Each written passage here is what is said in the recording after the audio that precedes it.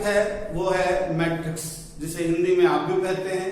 और आव्यूह ऐसे ही समझ लो जैसे महाभारत में चक्रव्यूह बनता था, उसी टाइप का आव्यूह भी घेराबंदी होती है। तो जानते हैं कि आव्यूह क्या होता है। तो ये आव्यूह का चित्र है, इसको ही देख के हम डिफिनेशन को समझते हैं। हमेशा डिफिनेशन फार्मूले से समझो।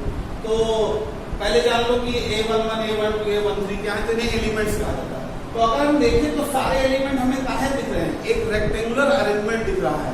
एलिमेंट को एक रेक्टेंगुलर वे में अरेंज किया गया। तो इसकी डिफिनेशन होती है rectangular arrangement of elements are called matrix.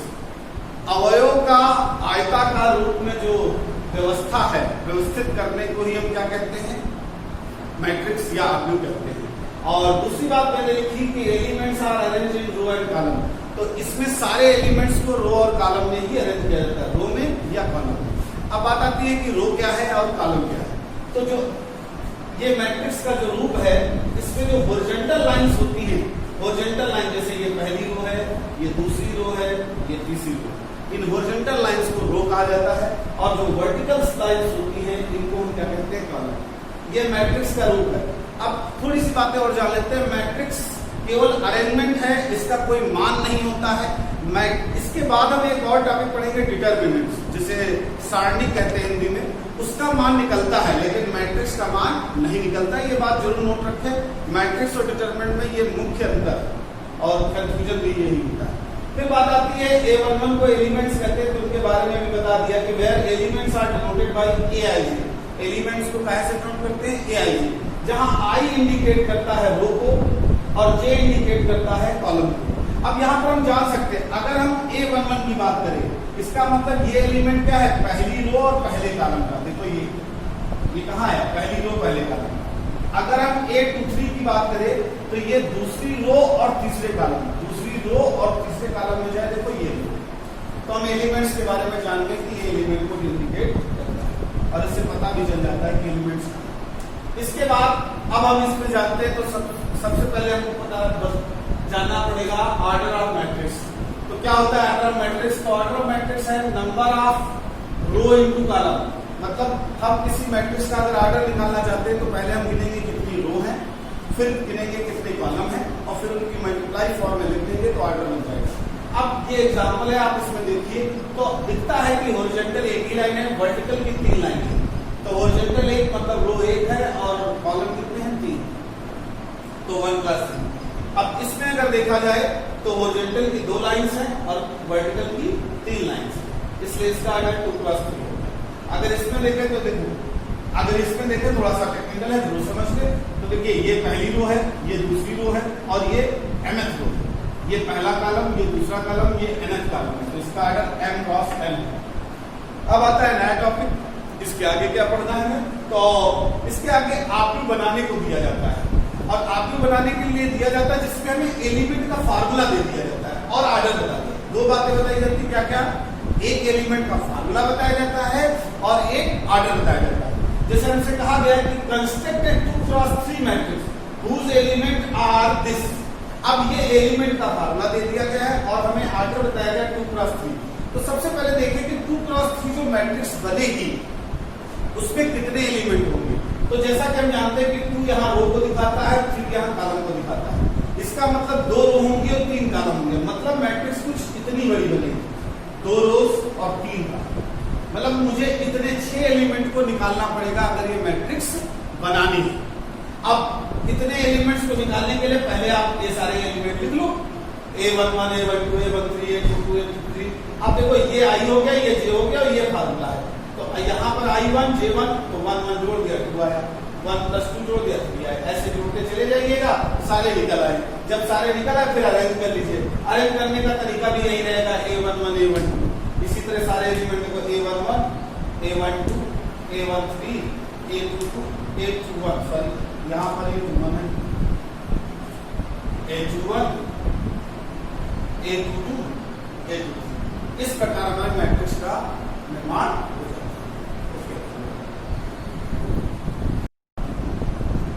चलिए अब हम इसके आगे का नया टॉपिक पढ़ते हैं। अब टॉपिक है टाइप ऑफ मैट्रिक्स, आव्यूह के प्रकार।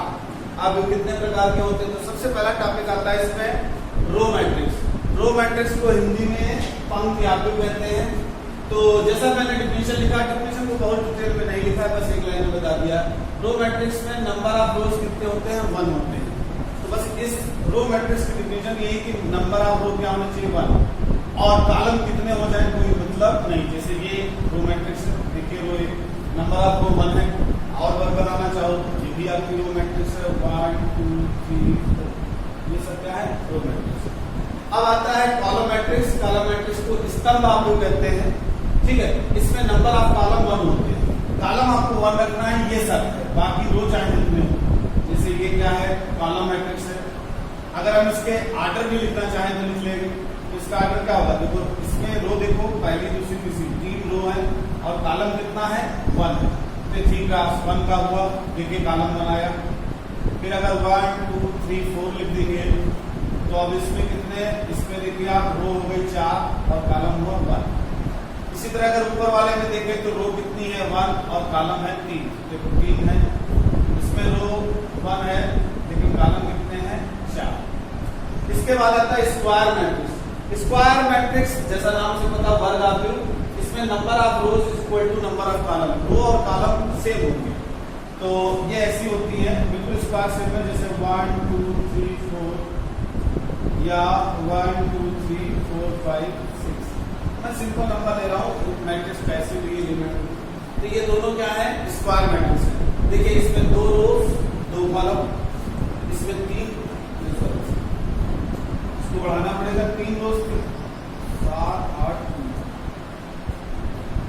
3 रोज एंड 3 कॉलम। तो जितनी रो होंगी उतने कॉलम होंगे, तो वो क्या करेगा? Square matrix.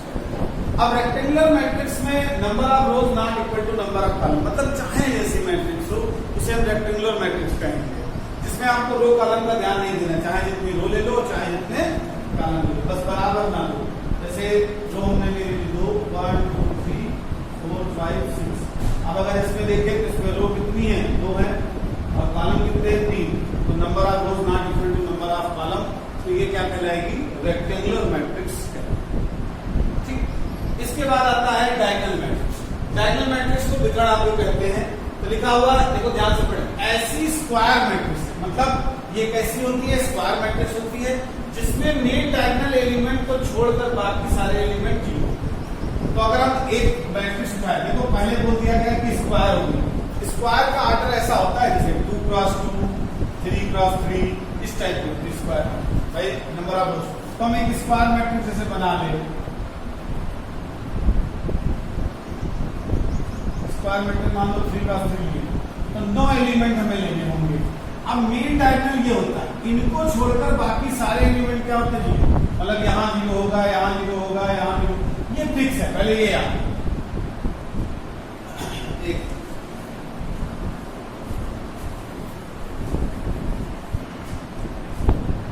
ऐसी स्क्वायर मैट्रिक्स, तो स्क्वायर मैट्रिक्स मैंने आप मेन एलिमेंट देखो,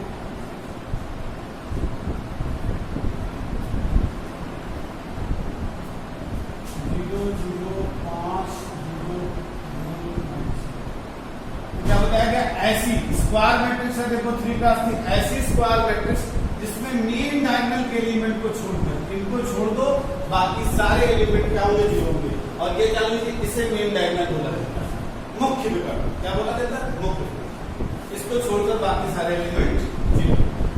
अब इसके बाद आता है स्केलर मैट्रिक्स। स्केलर मैट्रिक्स क्या होती है? तो ये एक ऐसी डायगोनल मैट्रिक्स होती है, ऐसा विकर्ण आव्यूह होता है जिसमें सभी डायगोनल एलिमेंट इक्वल होते हैं। तो इसमें और इस डिफिनेशन में थोड़ा अंतर है। देखो इसमें डायगोनल में कोई भी एलिमेंट हो सकता है, इसमें शर्त यह है कि जितने एलिमेंट होंगे वो सेम होंगे।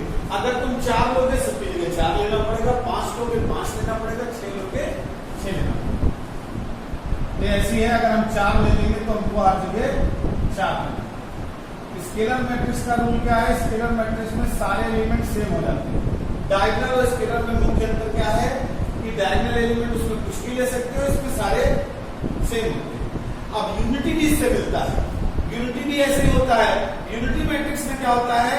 ऐसी स्क्वायर मैट्रिक्स में मेन डायगोनल के एलिमेंट, सारे एलिमेंट 1 होते हैं, बाकी सारे 0। तो ये मेन डायगोनल के एलिमेंट क्या हो जाएंगे? ये सारे 1 हो जाएंगे।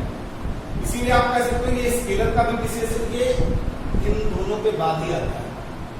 स्केलर का भी विशेष, मेन डायगोनल के सारे एलिमेंट क्या हो जाते हैं, 1 हो जाते हैं और बाकी सारे 0।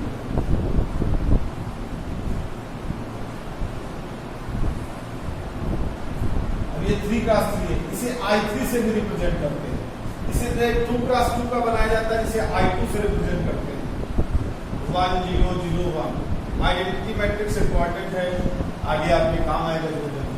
अब जीरो मैट्रिक्स वो तो समझ नहीं आता है, ऐसी मैट्रिक्स जिसके सारे एलिमेंट क्या हो 0, उसे हम क्या कहेंगे, 0, चाहे जिस आर्डर की बना ये 0 मैट्रिक्स। ठीक, तो इस प्रकार आपको मैट्रिक्स के टाइप समझ में आ गए, हाँ। चलिए फिर जल्दी से एक बार रिवाइज कर लेते हैं। तो बताइए फिर रो मैट्रिक्स मींस जिसमें नंबर ऑफ रोज क्या होते हैं, 1 होते हैं। कॉलम मैट्रिक्स जिसमें नंबर ऑफ कॉलम क्या होते हैं, 1 होते हैं। और बाकी आप देख लीजिए स्क्वायर मैट्रिक्स जिसमें रो और कॉलम की संख्या बराबर होती है।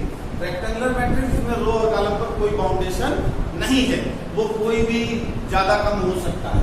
डायगोनल मैट्रिक्स क्या होती है, ये स्क्वायर मैट्रिक्स है जिसमें मेन डायगोनल के एलिमेंट छोड़कर बाकी सारे एलिमेंट क्या होते हैं, 0 होते हैं। स्केलर कैसी है, तो ये डायगोनल मैट्रिक्स है, ऐसी डायगोनल जिसमें मेन डायगोनल के सारे एलिमेंट क्या हो जाते हैं, सेम हो जाते हैं। यूनिटी क्या है, यूनिटी भी ऐसी स्क्वायर मैट्रिक्स है जिसमें जो मेन डायगोनल होता है वो 1 होता है, बाकी सारे एलिमेंट 0 होते हैं। और जीरो मैट्रिक्स के सारे एलिमेंट क्या होते हैं,